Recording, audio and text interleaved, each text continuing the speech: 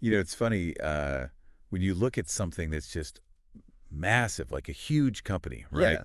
And you try to picture it starting out, it's almost impossible to imagine, right? Like today, we're going to be taking a look at Flipkart, Yeah. and just how it began. It's a wild story for sure. It is, they're a giant in Indian e-commerce now, right? Absolutely a powerhouse. But it all started so modestly back in 2007. Yeah, 2007, that's crazy to think about. It is. Like, picture this, right? Two guys, Sachin Bansal and Binny Bansal, Right. both IIT Delhi alumni. Okay. They both had experience at Amazon even. Wow. So they kind of knew what they were doing. Yeah, exactly.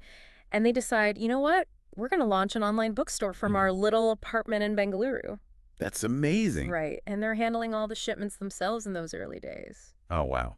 That image just really gets me. It shows how much they believed in this from day one. Yeah, I mean, you got to have some serious drive to be packing boxes in your apartment and think, this is going to be huge. Yeah, totally. So they start with what? An investment of 2 lakhs each from their families. That's it. 2 lakh each. That's all they had to get this thing off the ground. That's all they had. And their first delivery goes out to Mahbubnagar in Telangana. Wow. It's just incredible to think about how something so impactful can come from such humble beginnings. Yeah, it's a real testament to the power of an idea and the hustle to actually make it happen. Oh, absolutely. It's inspiring. It really is. And I imagine those early years were just crucial, for setting up their foundation. Oh, totally. I mean, 2008, just a year later, they already had their first office in Bengaluru. Wow, that's fast. Yeah, and get this, they also launched 2047 customer service. Seriously, that early on? Yeah, I think that was really smart, actually. Yeah, why?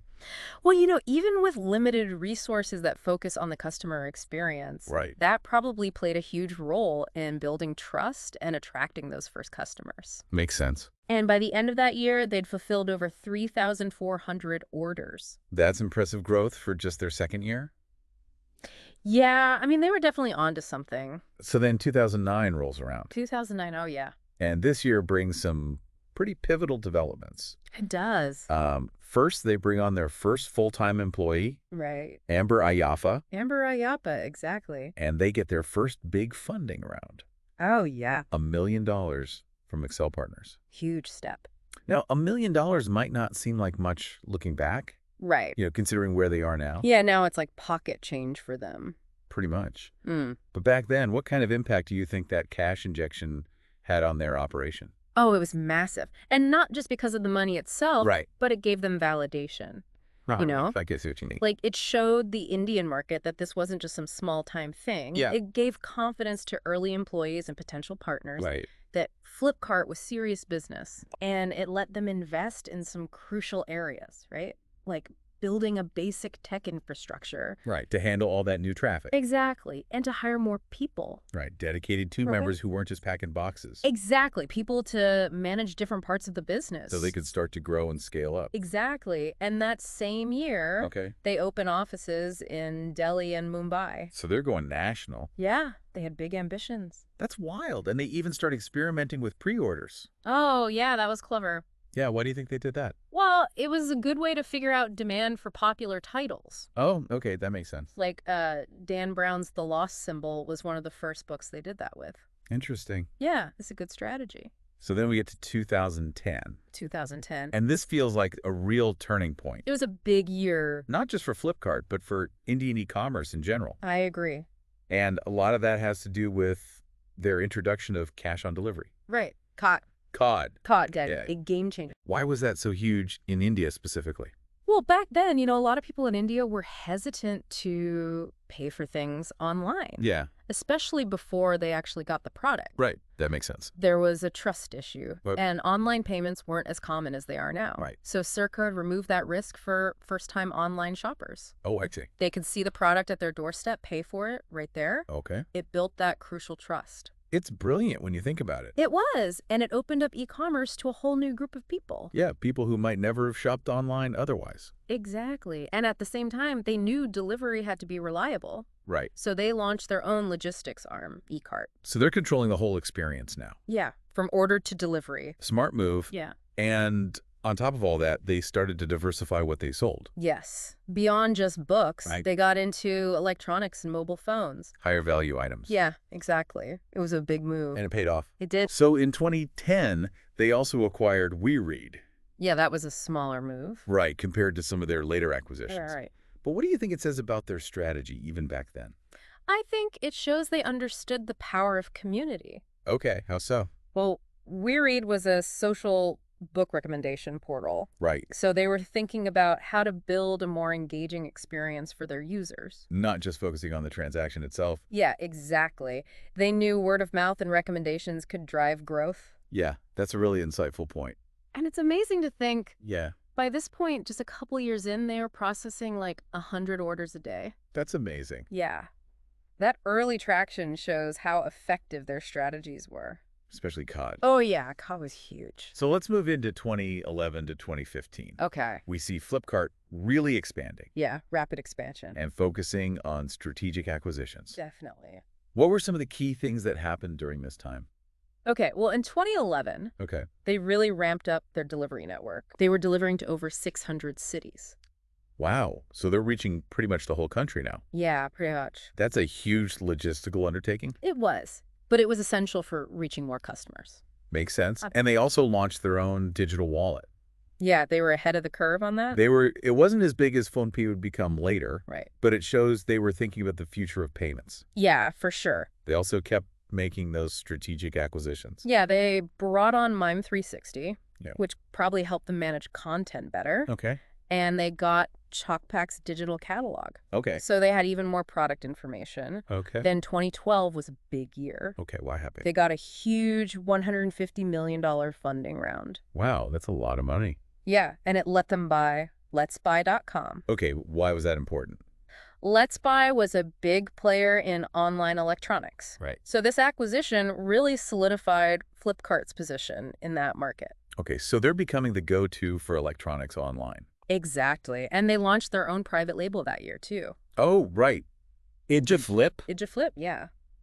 For electronics. Can you explain what a private label is for those who don't know? Sure. So basically it means Flipkart was making their own brand of electronics Okay. instead of just selling other brands. I see. It gives them more control over quality. Okay. And they can potentially make more profit because they're cutting out the middleman. Right. They can source or even manufacture the products themselves. Okay. And they can offer products at specific price points. Makes sense. It helps them stand out from the competition. So it was a smart move overall. Yeah, it was. But not everything they tried worked out right. Right. 2012 was also the year they launched Flight, Oh, yeah, their music streaming service. which didn't really take off. Right, it failed. Yeah, So even for a company as successful as Flipkart, right. there are going to be some bumps in the road. Absolutely.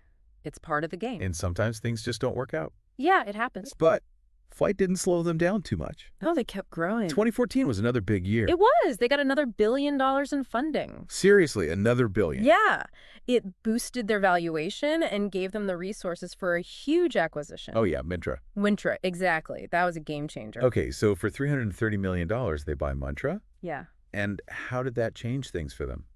Well, Myntra was already a big player in online fashion. Right. So overnight, Flipkart became the leader in that space. Wow. So they're dominating fashion now. Yeah, they had over 60% of the market share. That's huge. And they got rid of a major competitor at the same time. Yeah, exactly. Two birds, one stone. So by the end of 2014, Yeah. their revenue was up to $28.4 billion. That's right. They were killing it. And they didn't stop there. Nope. In 2015, they introduced no-cost EMI. Oh, yeah, that was popular. It was, right. It made it easier for people to buy expensive things. Yeah, you could pay in installments with no interest. Right. And they also started Flipkart Assured. Yeah, to guarantee quality and reliable service. So they're really focusing on the customer experience now. Yeah, they wanted to build trust. It's smart because that can be a big barrier for people shopping online. Definitely. They also updated their logo and made some changes to employee policies Yeah, they were trying to modernize the brand. and make it a better place to work. Yeah, exactly. And it seemed to work. Because their revenue went over $95 billion. They were on fire. And then there was the big billion-day sale. Oh, yeah, that was massive. Right, they made $20 billion in 5 days. It was a huge success. Yeah, it really put Flipkart on the map. It did. It was like a national shopping event. Exactly. So Yeah. now we move into 2016 to 2020. Okay. And we see some leadership changes Yeah. and some serious competition coming in. Right. What were the biggest moments of this period? Well, in 2016, Binny Bansal took over as CEO. Okay, so Sachin stepped down. Yeah. Interesting. And Flipkart hit a big milestone that year. They did. They got over 100 million registered users. So they're reaching a massive audience. Huge audience. And they launched PhonePe, Oh, yeah. their UPI-based payments app. That was a smart move. It was. Right. UPI was starting to take off in India. Yeah, and PhonePe was right there at the forefront. It was a really strategic decision. It was. And they bought Jabong that year, too. Oh, yeah. For $70 million. Another fashion acquisition. Right, they were just gobbling up the competition. Yeah, they ended up with over 60% of the market share. Wow. But this is also when Amazon really starts to make moves in India. Right. Amazon enters the scene. And they came in strong. Yeah, they did. So how did Flipkart respond to that? Well, they knew they had to keep innovating, especially with Amazon's resources. Right, Amazon's a global giant. Exactly. Mm-hmm. So Flipkart invested heavily in expanding their product selection. Okay, so they're offering more stuff. Yeah, more variety. Okay. And they made their logistics even better. So deliveries are faster and more reliable? Yeah, they had to compete with Amazon's speed. Right, and they kept improving their platform. Yeah, the whole customer experience, Settle they're down. Fighting hard. They were still attracting investors. Oh, yeah. In 2017, they raised $1.4 billion. From Tencent, eBay, and Microsoft. Huge names. Yeah, and that valued Flipkart at $11.6 billion. So they're still a very valuable company. Very valuable. Even with Amazon breathing down their neck. Yeah, they were holding their own. But profitability was becoming a concern. Right. They were spending a lot to keep up. It's understandable. Yeah, it was a tough battle. And then in 2018, everything changed. 2018. Oh, yeah. Walmart buys a majority stake in Flipkart. The huge deal. A massive deal for $16 billion. The biggest acquisition in Indian startup history. It's still the biggest. Yeah, it was a game changer. It really was. Yeah. So what was the significance of that? Well, first of all, it gave Flipkart a ton of cash. Right, billions of dollars. Yeah.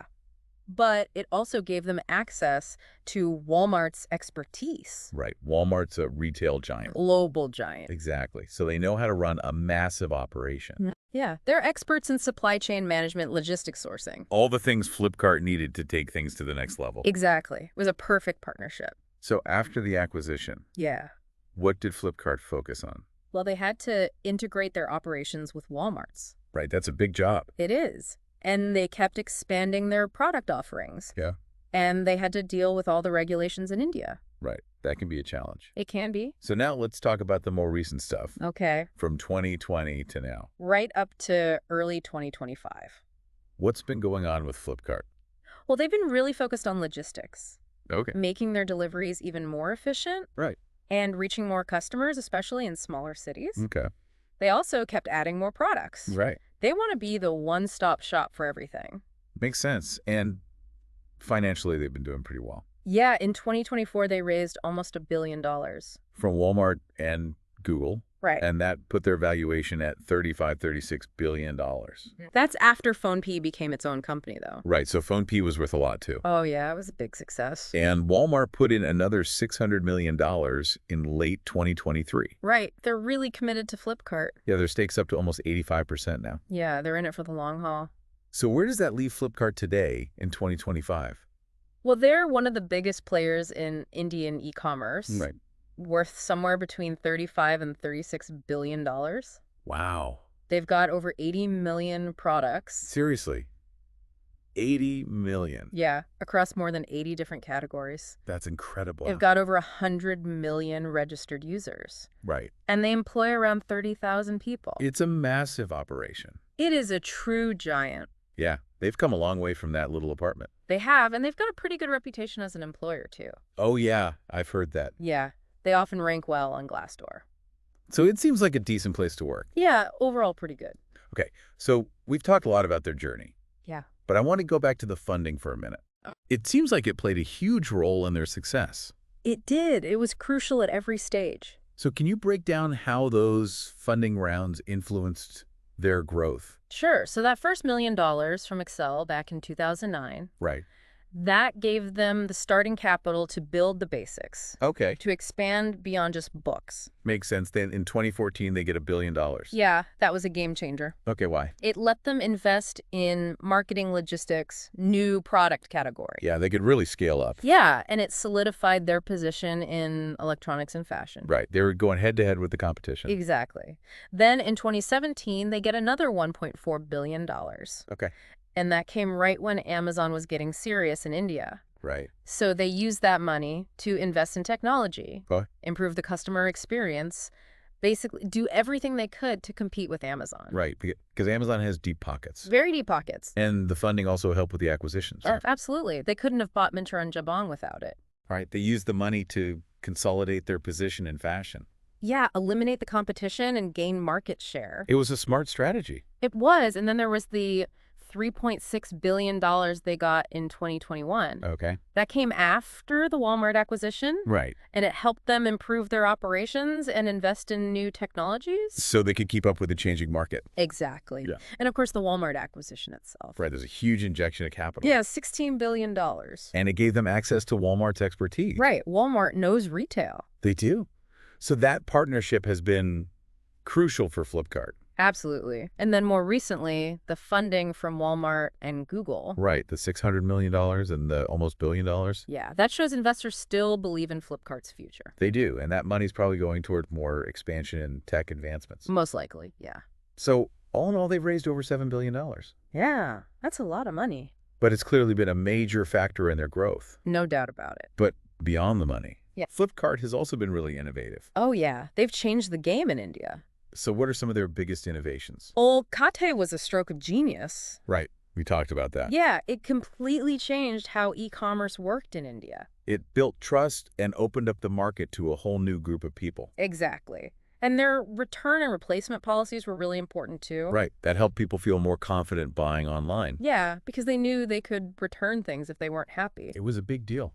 It was, and then there's Big Billion Days. Oh, yeah. That's become a national shopping event. It has. It's massive. They make tons of money, and it generates so much buzz. It's a huge marketing win. It is. So all these innovations have had a huge impact on e-commerce in India. Yeah, they've set the standard. And finally, we got to talk about the founders. Sachin and Binny Bansal.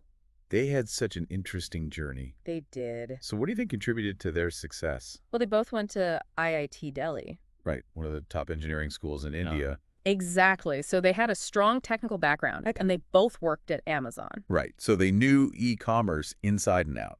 Yeah, they have firsthand experience. And their vision was bold. It was to start an online bookstore in India back then was risky. Yeah, online retail was still pretty new. Yeah, but they believed in it. And they overcame a lot of challenges. Well, yeah, from logistics to building trust with customers. India's a tough market. It is, but they made it work. And Sachin was a real pioneer. Yeah, he was born in 1981. Okay. And he really helped transform e-commerce in India. And Binny was right there with him every step of the way. Yeah, they were a great team. So as we wrap up here, Yeah. what are the key takeaways from Flipkart's journey? Well, it's a story of incredible ambition and innovation. Right. They started small, but they had big dreams. They did, and they executed their plans brilliantly. So what were the biggest factors in their success? I'd say their innovations like COD were huge. Right. COD was a game changer. Yeah, and the funding they got was crucial. Right. It allowed them to expand and make those big acquisitions. Yeah. Like Myntra and Jabong. Exactly. And of course, the Walmart acquisition was massive. Yeah, it gave them the resources and expertise to really compete on a global scale. It did, but it hasn't all been smooth sailing, right? Right. They've had their setbacks. Like Flight. Yeah, that didn't work out. It happens. And they faced a lot of competition. Yeah, especially from Amazon. That's a tough market. It is. But they've always managed to adapt and keep growing. They're survivors. They are. So as we look to the future, what are some of the big questions about Flipkart and e-commerce in India? Well, I think the biggest question is how they'll keep innovating. Right. The market's always changing. Yeah, consumer expectations are changing too. So they have to stay ahead of the curve. Exactly. And they need to figure out how to leverage the Walmart partnership even more. Right. To make their operations more efficient and reach more customers. Yeah, and they have to navigate the regulations. Right. That's always a challenge in India. It is. And of course, they can't let up on the competition. Right. Amazon's not going anywhere. Nope. They're going to be fighting for market share for a long time. It's going to be interesting to see how it all plays out. Yeah, it's going to be fascinating to watch.